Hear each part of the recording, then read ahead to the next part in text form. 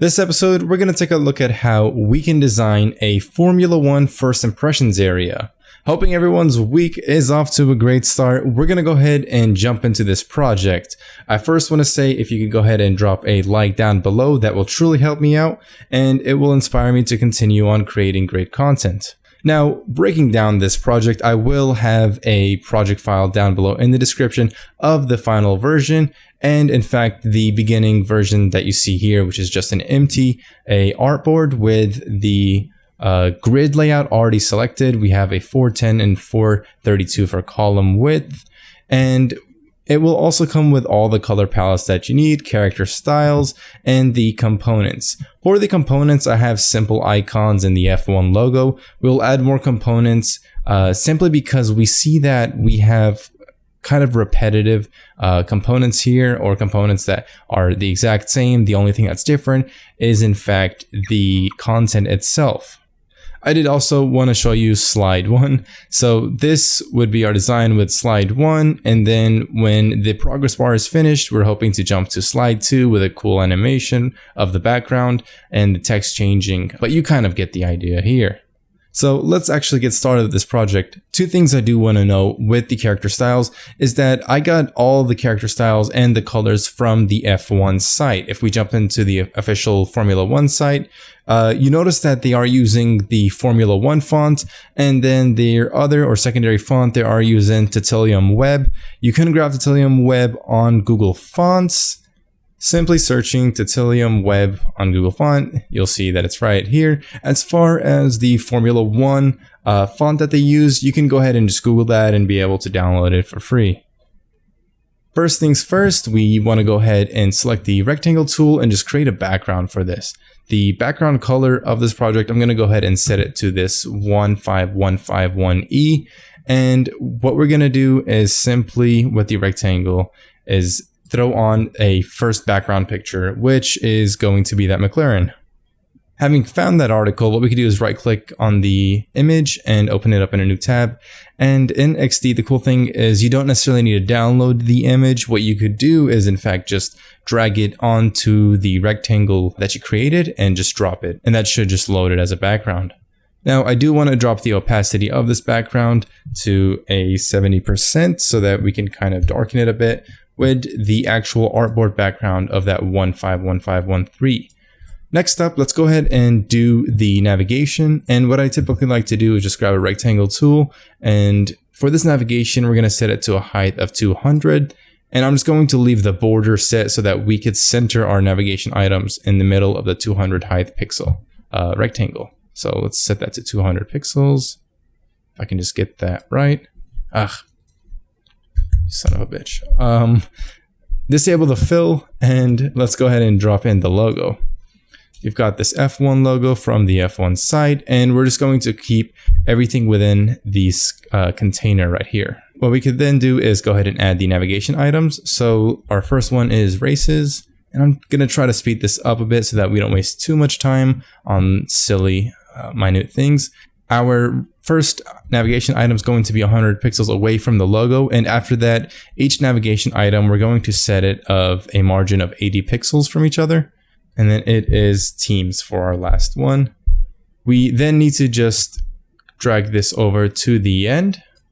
And the way that I'm actually dragging and copying is I'm selecting the option key, selecting the item, and I'm just dragging it over. And then while I'm hitting the shift key, I can just keep that stable. Our next items right here would be the subscribe and sign in. And let's just drag those over a bit. We also do need to drop in our navigation, or sorry, not our navigation, but our hamburger menu. And the reason why I went with a hamburger menu in this design is because in the Formula One site, let me see if I could align this right first. In the Formula One site, they have a lot of navigation items.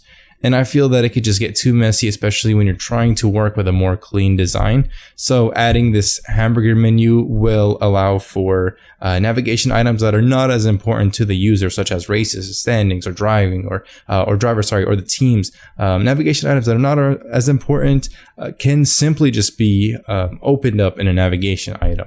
But what we have next is, in fact, let's align this first. I need to make sure it's on the far right, and then 80 pixels away and 80 pixels away from the subscribe. Now, last thing we need to do for our navigation is go ahead and drop that search icon so that hopefully when users would click on this, we could allow them to search for whatever it is they want to search for. Now, to make this search icon kind of stand out, we do want to add a white circle behind it and just drop the opacity a bit.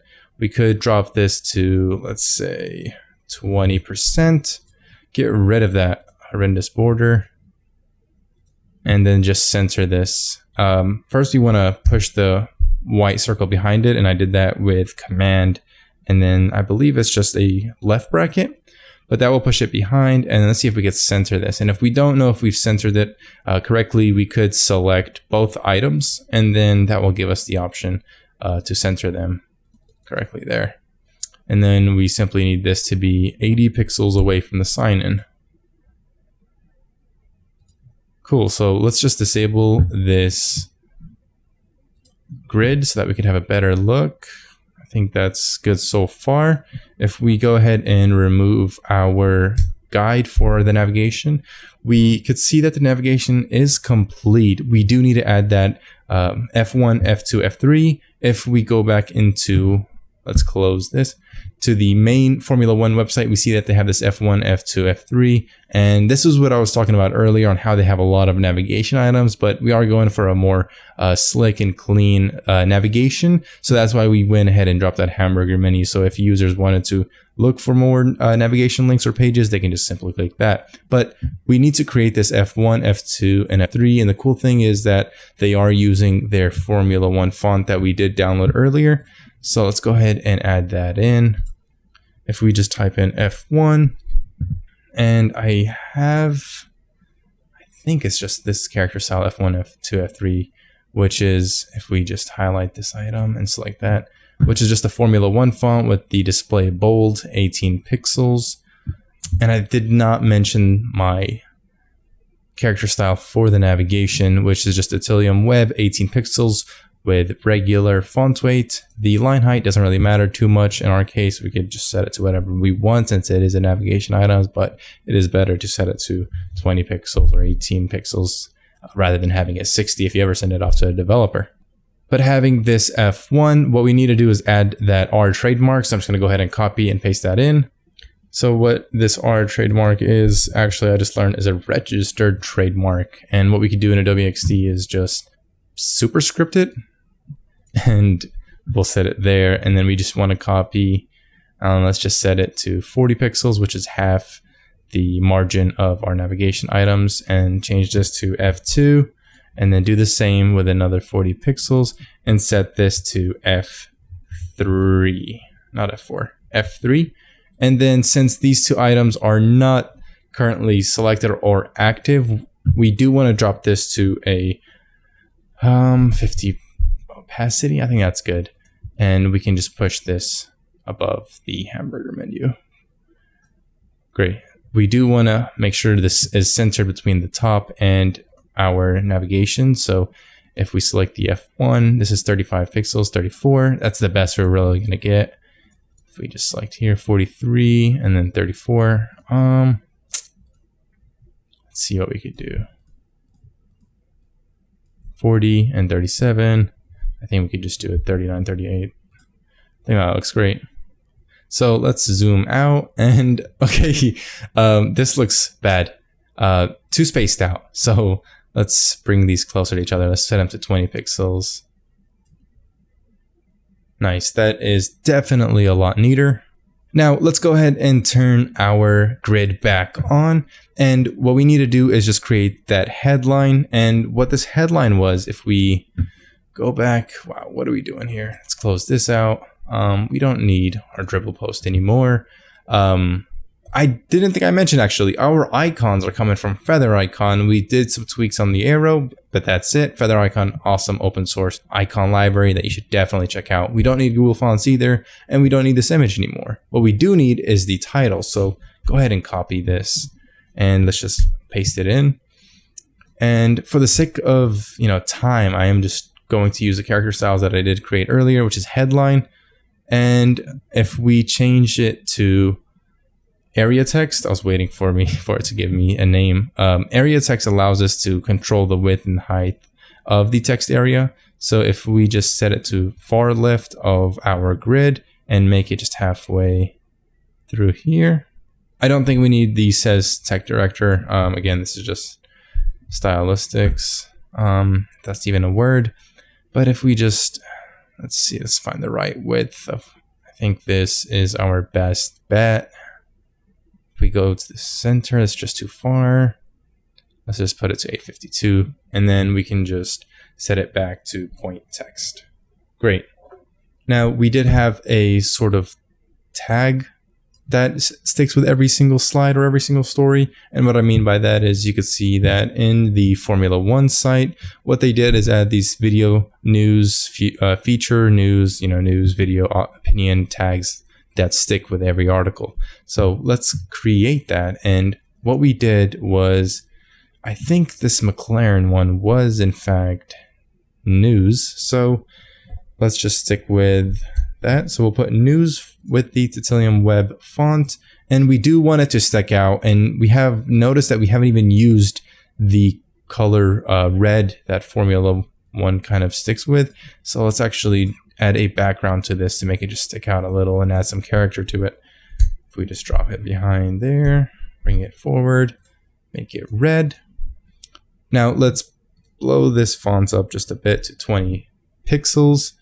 And I want to get rid of this border because it's driving me nuts. But what I'm going to do here is just kind of do like a multiple of 2 or 3. So what I want the padding of top and bottom to be is 8 pixels. Let's just get that right. 8 pixels. And then a multiple of 3 would be 24, which I think can give a perfect balance to this once centered. So let's just shrink this a bit, 24, 25. And we could just fix the width down to 96 and then center these items by selecting both of them and then just centering them with this align system up here on the top right. So I think that gives it a proper balance of padding top, right, bottom, and left without it necessarily being too wide or too high or height, if that makes any sense. But let's align these correctly, giving it a margin top of 24 pixels. And what we could do from the tag to the logo, we can just bump this up to 175 pixels. Now what we need to do next is this aligned? Yeah, it's aligned, cool. It just looks a little weird when we zoom out. What we need to do next is in fact add a button or a click event that will take the user into this article that they want to read. So instead of creating a button with a red background, which kind of looks a little repetitive, what we can do is simply add a text item, and we can just say find out more or like continue reading, but in this case we'll just say find out more. And to differentiate this a bit, what we could do is space it out. So let's just make the font weight semi-bold, and then the letter spacing, oh my god, my voice cracked, the letter spacing to 120 pixels. I think this works really well. So adding an arrow also will indicate the fact that if we click on this, we are going somewhere. Perfect. I think that works really well. I think the margin might just be a little too much, so let's just maybe put it to 70 pixels.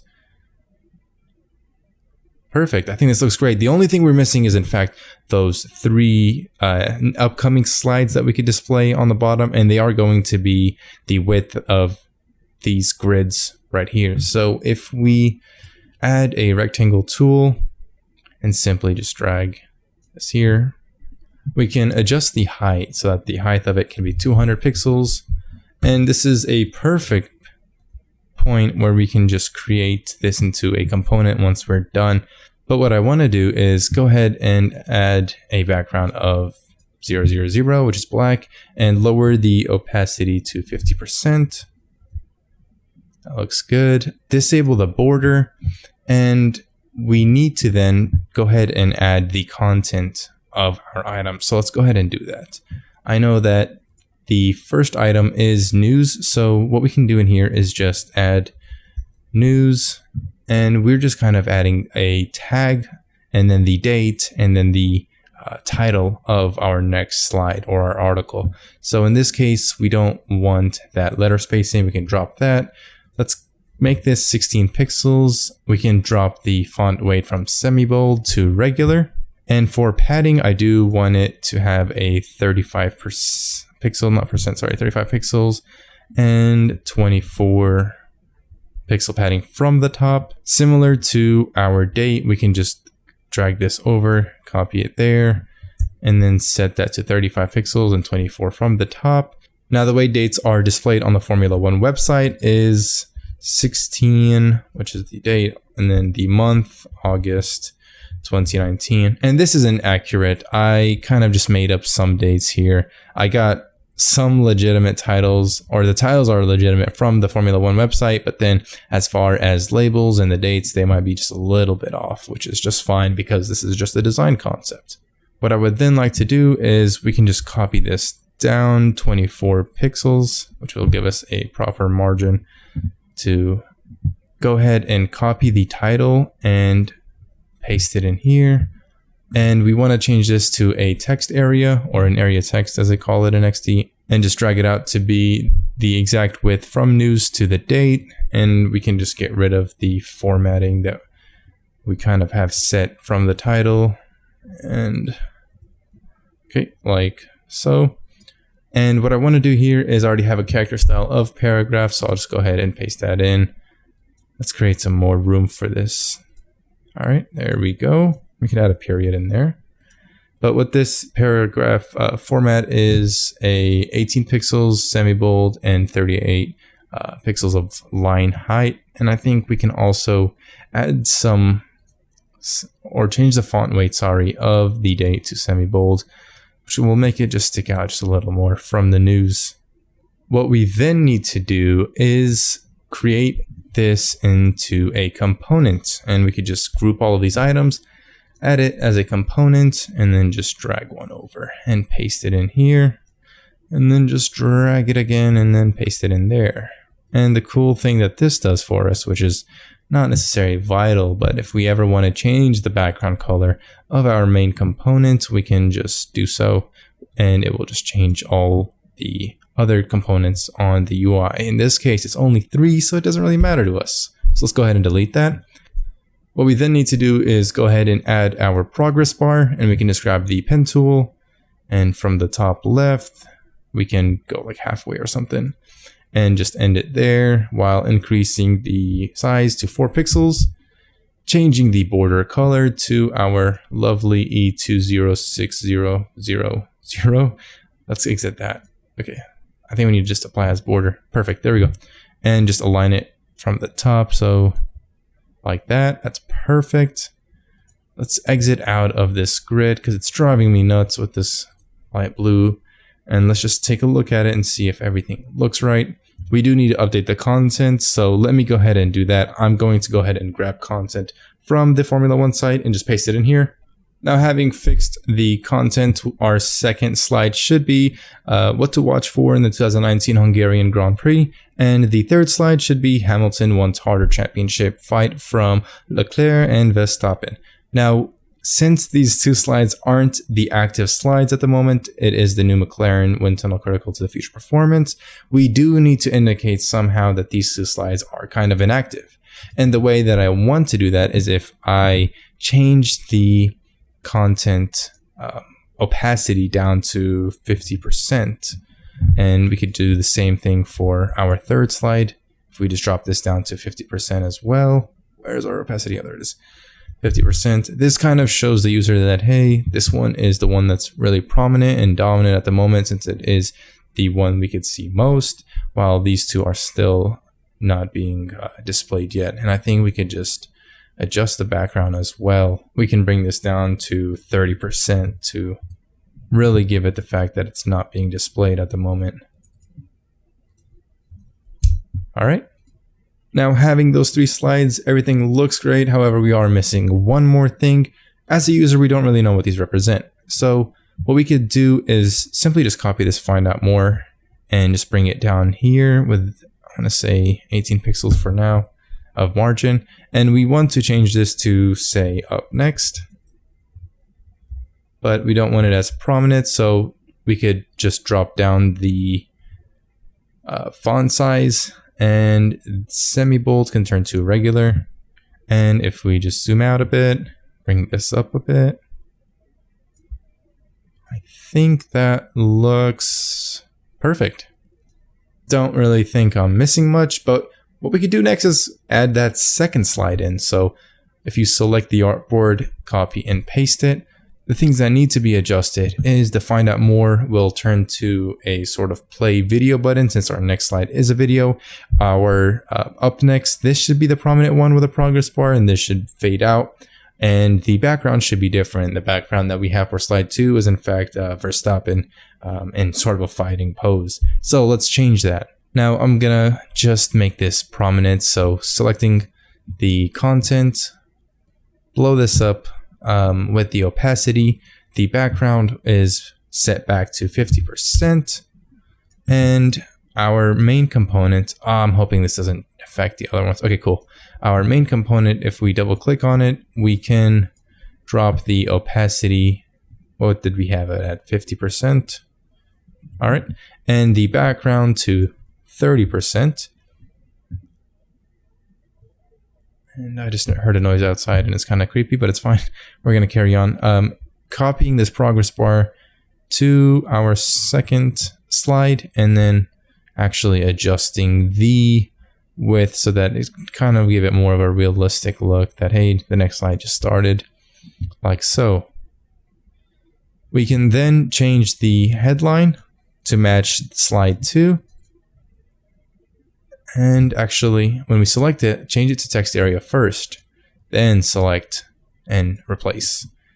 We also need to replace the tag with video and make sure that it's following our 24:8 rule.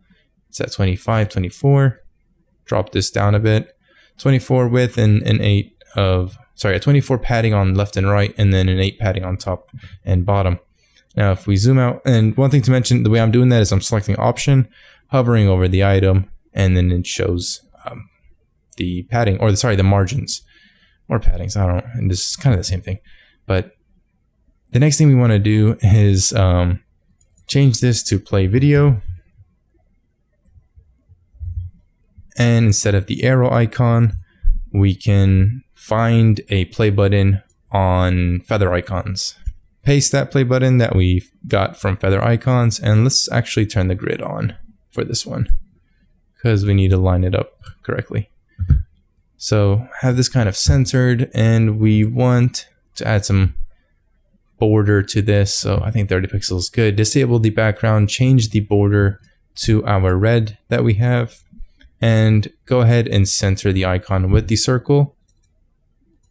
I think that is perfect. What do we got? 11.5. Can't get any better than that, honestly. So just go ahead and center this with the play video. If I get this right there. And we can give the border some beefiness to it. So add a size of 2. And just make sure this is centered, because it doesn't look centered, but we'll trust it. And then just make sure that this is, I want to say 32 pixels. And then pushed to the far left. Okay. Now the only thing that's left is to change the background. And having found that article of what to watch for the 2019 Hungarian Grand Prix, we can open up Verstappen's image. Sheesh, I hope this is Verstappen. I'm pretty sure it is. So go ahead and just drag this in and paste that in there. It will automatically pick up the opacity of 70% from our previous slide. And if we disable the grid, we are left with a masterpiece. Let's adjust this background to fit correctly. I think that's it. I can't really see any changes that I missed. I think it looks terrific. It really brings out a nice look for the F1 brand, having beautiful imagery in the background, and also gives consistency. When future articles are released, you can just simply upload the background image, and then the latest article will come up. I don't think it's too complicated. If they ever think about developing this, it's very simple. I myself will be taking this design, throwing it into ProtoPie and creating some animations of the slide transitioning. If you've enjoyed this tutorial, please don't forget to leave a like. That truly helps me out. Look forward for the next videos as we take a look at how to animate and add some interactivity. And after that, we are definitely going to code this out in react.js. Again, thanks so much for watching this video. If I missed anything or you have any questions, or if I went too fast, feel free to comment down below and I am more than happy to reach out and help you out. Thanks again and have a wonderful day.